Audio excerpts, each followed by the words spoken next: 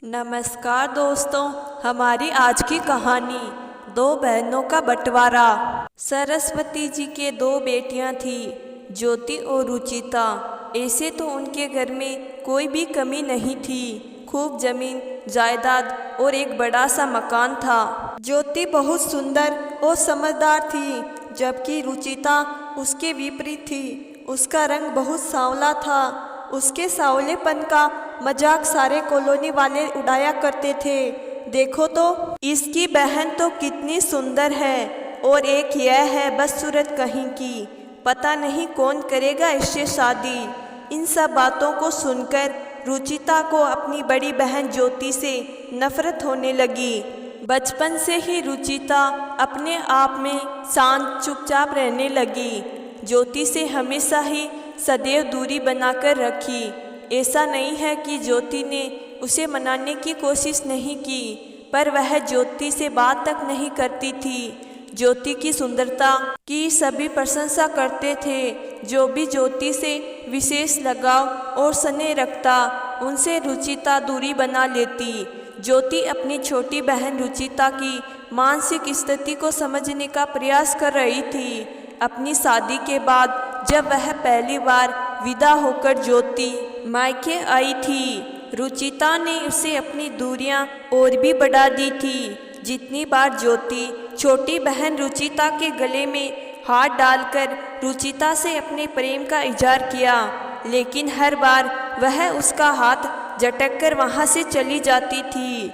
बड़ी बेटी होने के नाते उसके पिता ने उसकी शादी खूब ठाट बाट से की, लेकिन उसे एहसास ही नहीं हुआ कि उसके ब्याह में पिताजी ने बजट से भी ज़्यादा आधुनिक सुख सुविधा के लिए ज़रूरत का सामान, इसके अलावा घर पर जितना सोना रखा था, लगभग 10 तोले के करीब सोना पूरा का पूरा ज्योति को दे दिया था। ऐसा नहीं है कि ज्योति ने इस बात का विरोध नहीं किया था कि पिताजी इतना सब करने की क्या ज़रूरत थी, अभी तो रुचिता की भी शादी करनी है। यह सुनकर पिताजी बोले, लेकिन तुम इस घर की बड़ी बेटी और लाडली हो, तो मैं तुम्हारा विवाह ऐसे कैसे कर सकता हूँ। पिताजी ने रुचिता की तरफ ध्यान ही नहीं दिया, पर रुचिता के दिमाग में यह सब बातें घर करती जा रही थी। आखिर क्यों ना करे।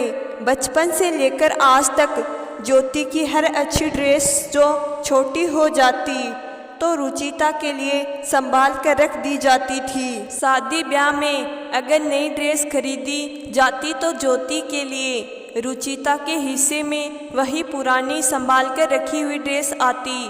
पढ़ाई के लिए ज्योति की पुरानी किताबें हो या छोटे वे जूते, सब कुछ रुचिता के हिस्से में आते। लेकिन यहाँ तो पूरी की पूरी जमा पूंजी ज्योति की शादी में खर्च हो गई।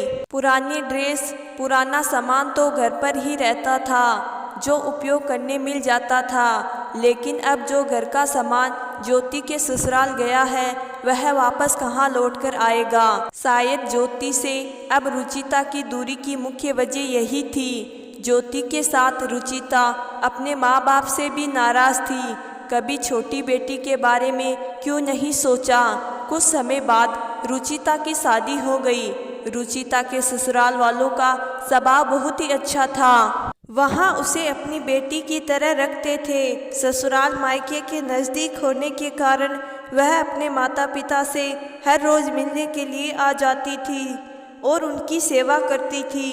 एक दिन ज्योति और उसका पति राकेश अपने ससुराल आए हुए थे। रुचिता वहीं पर थी। तभी ज्योति का पति राकेश बोला, सुना है तुम्हारे बापूजी ने पूरा घर रुचिता के नाम कर दिया है।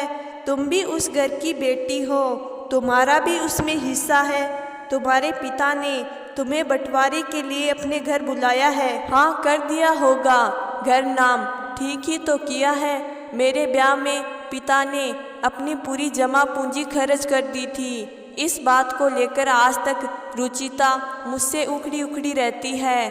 अब कम से कम उसके मन में यह तो नहीं रहेगा कि पिताजी ने आज तो हम दोनों बहनों में भेदभाव नहीं किया। अच्छा है, आज मेरे दिल का बोझ अब थोड़ा हल्का हो गया। आज मेरी बहन को एकदम बराबर हिस्सा मिला है। राकेश, तुम यह कैसी बात कर रही हो? ऐसा भी क्या दे दिया था तुम्हारे पिता ने जो पूरा घर अकेली रुचिता के नाम कर दे? दोनों बहनों का बराबर का हक बनता है। राकेश के मुंह से मन की बात निकल ही गई। ठीक है जी, तुम्हारी बात मैं मानती हूँ, पर पहले आपको मेरी एक शर्त माननी पड़ेगी। शादी में मिले जेवरात, नकदी और पूरे खर्च की रकम आधा आधा कर दो। दोनों बहनों में बराबर बांट दो, फिर मैं जाकर घर का बंटवारा करूँगी। बात माँ बाबूजी की पूंजी के बंटवारे की है तो फिर सब कुछ आधा आधा होना चाहिए। यह तो कोई न्यायप्रिय बात नहीं कि अगर बड़ों का हिस्सा पहले मिल गया, छोटों को बाद में, तो बड़े उसमें अपना हिस्सा मांगे। हमारी शादी में बापूजी ने बढ़ चढ़कर खर्चा किया था, जिसके लिए तो वह अब तक कर्जदार भी है। उस कर्ज को उतारने का ख्याल कभी आपके दिमाग में नहीं आया। अब घर के बंटवारे का और हिस्सा लेने का ख्याल मन में आ गया।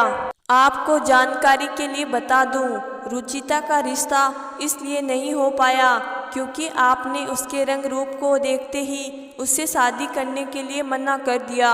अब आपको हिस्सा चाहिए। सचमुच अपना हक लेने के लिए तो सब तैयार रहते हैं, लेकिन फर्ज निभाना भूल जाते हैं। आज तक पिताजी ने रुचिता का हर हिस्सा मुझे दिया है, क्या अब उसका इस घर में भी कोई हिस्सा नहीं होगा?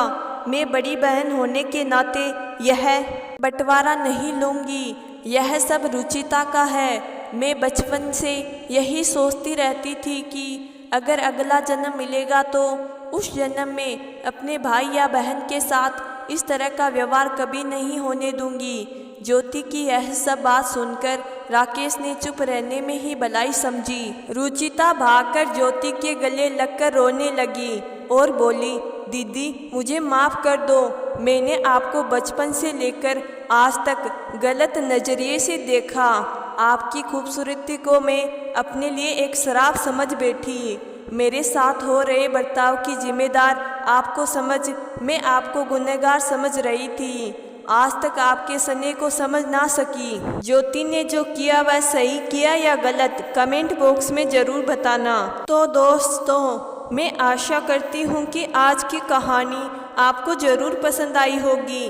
कहानी पसंद आई है तो कहानी को लाइक और चैनल को ज़रूर सब्सक्राइब करिएगा। धन्यवाद।